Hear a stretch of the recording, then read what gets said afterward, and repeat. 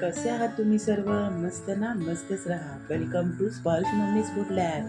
चला तर आज आपण बनवणार आहोत पायनॅपल शिरा. आज माझ्या मुलीला तो शिरा खायची भरपूर इच्छा झाली आहे, त्यामुळे आता आपण बनवणार आहोत पायनॅपल शिरा. तर चला आज पायनॅपल शिराची रेसिपी दाखवते.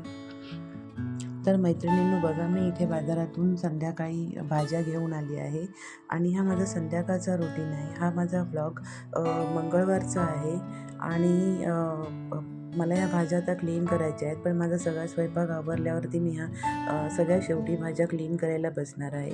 आता माझ्या मुलीला भूक लागली तर मी इथे पायनॅपल शिरा बनवत आहे. तर बघा, मी इथे गॅसवर कढई ठेवली, त्यामध्ये 4 चमचे मी साजूक तूप घातलं आहे. घरी बनवलेलं आहे हे साजूक तूप. आता मी ह्या साजूक तुपामध्येच रवा भाजून घेणार आहे, जेणेकरून माझा रवा एक मस्त खमंग आणि खुसखुशीत होईल आणि खायलाही खूप छान टेस्टी लागेल. तर अशा प्रकारे आपल्याला भाजून घ्यायचा आहे रवा. तर बघा, मी इथे छान प्रकारे भाजून घेते आहे आणि त्यानंतर मग आपल्याला कलर येईपर्यंत ह्याला भाजायचं आहे. मैत्रिणी, जर तुम्हाला माझा व्हिडिओ आवडत असेल तर माझ्या चॅनलला लाईक करा, शेअर करा, सबस्क्राईब करा आणि बेल आयकॉनला क्लिक करा, जेणेकरून मलाही तुम्हाला व्हिडिओ पाठवण्यासाठी मोटिवेशन मिळेल आणि जेणेकरून मलाही खूप छान वाटेल. तर बघा, इथे रव्याने आपलं तूप सोडलं आहे. आता मी ह्यामध्ये टाकणार आहे ड्रायफ्रूट्स आणि ड्रायफ्रूट्सलाही या तूप आणि रवामध्ये छान प्रकारे भाजून घेणार आहे मी. बघा किती छान प्रकारे भाजले जात आहे ते आता. तर त्यानंतर आपल्याला मी ह्यामध्ये सोडणार आहे 1.5 कप दूध. कोणी कोणी दुधामध्ये रवा शिजवतं, कोणी कोणी पाण्यामध्ये शिजवतं. मला दुधात चांगला वाटतं म्हणून मी दुधातच शिजवते आणि ह्याला दुधामध्ये शिजवल्याने ह्याला छान टेस्टही येते आणि हा प्रसादासारखा होतो. तर बघा, रव्याने आपलं दूध सगळं ऑब्झर्व करून घेतलं आहे आणि एकदम कोरडा फडफडीत झाला आहे. हा रवा आहे ना दाणेदार होतो हा शिरा. तर आता ह्या प्रकारे आपल्याला ह्यामध्ये मी टाकणार आहे पायनॅपल क्रश. मी ह्यामध्ये इन्सेन्स आणि फूड कलर नाही टाकत आहे, कारण की लहान मुलांसाठी ते ठीक नाही आहे, म्हणून मी ह्यामध्ये फूड कलर आणि इन्सेन्स नाही टाकत आहे. पण बघा, मी क्रशनी ह्यामध्ये सगळा रवा म्हणजे मिक्स करून घेणार आहे, एकजीव करून घेणार आहे. आता मी ह्यामध्ये टाकणार आहे एक छोटी वाटी साखर, जेणेकरून जास्त गोडवा नाही होणार आणि ऑलरेडी कारण की पायनॅपल क्रशमध्येही गोड आहे, त्यामुळे ह्यातही गोड नाही होणार. तर बघा कसा रवा एकदम दाणेदार झाला आहे आणि हा छान शिजून होईल. आता आपण ह्याला एक वाफ काढून द्यायची आहे. बघा, तर आता मी ह्याच्यावर थोडं झाकण ठेवते आणि ह्याच्यावरती एक वाफ काढून घेते. बघा, पहिले सुटसुटीत रवा कसा दिसतोय तुम्हाला. तर बघा, मी इथे झाकण लावून घेतलं आहे, मी एक वाफ काढली. आता रवा तयार झाला आहे, मी बाउलमध्ये काढून घेतला. माझ्या मुलीला कंट्रोल नाही झाला म्हणून तिने खाल्लासुद्धा. आता मी इथे पातळ खिचडीची तयारी करत आहे. तर ही पातळ खिचडी मी कुकर ठेवला आहे, त्यामध्ये मी राई जिऱ्याचा तडका दिला आहे, लसूण टाकला आहे फोडणीसाठी आणि हिंगही टाकत आहे, जेणेकरून आपली फोडणी खूप छान आणि खमंग होईल. आता मी ह्यामध्ये टाकत आहे ऑनियन. तो ऑनियन आपल्याला छान प्रकारे ह्यामध्ये फ्राय करून घ्यायचा आहे, जेणेकरून आपला ऑनियन छान कलर सोडेल. आणि त्यानंतर मी टाकत आहे हळद आणि धना पावडरने खिचडी थोडी हलकी होते पचायला. तसंही मैत्रिणींनो, पातळ खिचडी ही रात्रीच्या टाईमसाठी खूप चांगली आहे खाण्यासाठी आणि पचायलासुद्धा ती हलकी असते. तर तुम्ही कधीही अशी बनवून खाऊ शकता. तर बघा, इथे पातळ खिचडी पूर्ण ऑनियन झालं आहे. आता मी ह्यामध्ये तांदूळ आणि डाळीचं पाणी हे सगळं सोडत आहे. आता मला ह्याच्यात थोडं पाणी अजून कमी वाटतं आहे, तर मी अजून थोडं पाणी टाकणार आहे ह्याच्यात. तर बघा, मी अजून थोडंसं पाणी टाकते आहे. तर त्यामध्ये मी टाकणार आहे 2.5 चमचे मीठ.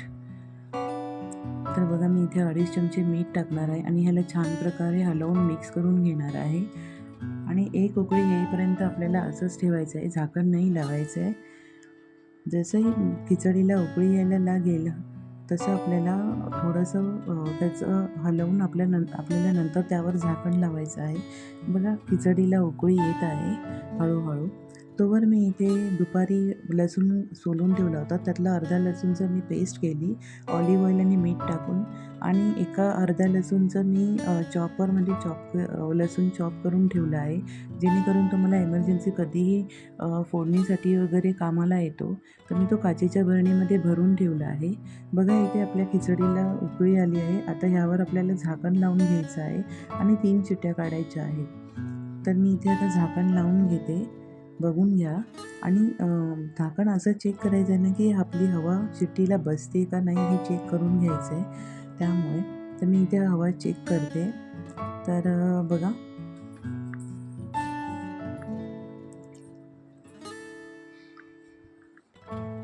तर आपली इथे खिचडी होईपर्यंत मी इथे अद्रकची पेस्ट करून घेत आहे.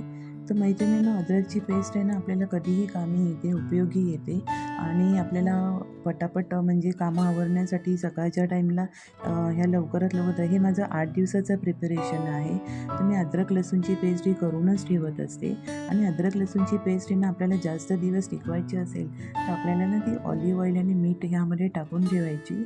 ह्यातच ती ग्राइंड करायची, जेणेकरून त्याचा कलर आणि टेक्स्चर जशाच्या तसाच राहतो, ताजा आणि टवटवीत. तर बघा इथे माझी पेस्ट बनवून झाली आहे. आता मी हिला आहे ना कंटेनरमध्ये, लसूणच्या पेस्टच्या कंटेनरमध्येच मिक्स करून घेते, जेणेकरून आपल्याला दोन्ही अद्रक आणि लसूणचा अंदाजा येईल घ्यायचा मिक्स झाल्यावरती. तर मैत्रिणी, हे आपल्याला वापरण्यासाठी खूप सोपं आहे आणि तुम्हीही असं करून बघू शकता. हे 8 दिवसाचं प्रिपरेशन, जास्तीचं नका करू. 8 दिवसाचं प्रिपरेशनसाठी ठीक आहे इतकं.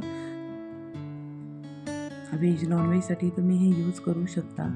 तर बघा मी इथे ना काचेच्या बरणीमध्ये भरून ह्याला झाकण लावून फ्रीजमध्ये ठेवून देणार आहे. आणि ही वापरण्यासाठी खूप इझी आणि सोपी पद्धत आहे. कारण की कसं आहे ना, माझा लहान मुलगा आहे, तो रडतो, तर मला त्यावेळी असं ऑन द स्पॉट लसूण वगैरे सोलता नाही येत, म्हणजे जमत नाही त्या टाईमला, कारण त्याला घेऊन बसावं लागतं. त्यामुळे तर माझी ह्यामुळे ना फटाफट कामंही आवरली जातात आणि मला त्याला घेताही येतं. त्यामुळे मी हे 8-8 दिवसाचं प्रिपरेशन करून ठेवते. वाटण, गुलाब, अद्रक लसूण पेस्ट, चॉप केलेला लसूण, हे सगळं मी अगोदरच 8 दिवसाचं करून ठेवते. त्यामुळे ते मला उपयोगी पडतं. तर बघा इकडे मैत्रिणींनो, माझी खिचडी तयार झाली आहे. तर मी आता गॅस बंद केला आहे. आता खिचडीची कुकरची हवा निघेपर्यंत आपण थोडा वेळ, कुकर थंड होईपर्यंत पुदिन्याची चटणी बनवून घेऊया. तर बघा मी इथे पुदिन्याची चटणी बनवली आहे. मी पुदिन्याच्या चटणीची रेसिपी तुम्हाला पुन्हा कधीतरी दाखवेल. तर बघा मी इथे ग्लास जारमध्येच पुदिन्याची चटणी ओतून घेतली आहे. आणि चला बघा, आमची खिचडी रेडी झाली आहे आणि आम्ही आता खिचडीचा आस्वाद घेतो आहे.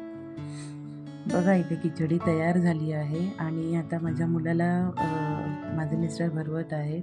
त्याला मी आता आवाज दिला तर तो माझ्याकडे बघून स्माईल करतो आहे. तर आम्ही चला या खिचडीचा आस्वाद घेतो. आणि तुम्हीही बनवून सांगा मला, तुम्हाला कशी वाटली माझी रेसिपी आणि माझं रुटीन. तर हे माझं संध्याकाळचं रुटीन आहे. असंच मी प्रत्येक दिवशीचं रुटीन तुमच्यासाठी घेऊन येईल आणि तुम्ही मला ह्याच गोष्टींसाठी मोटिवेट करत राहा. तर तुम्हाला माझे हे व्हिडिओज कसे वाटतात तेही मला नक्की कमेंटमध्ये सांगा.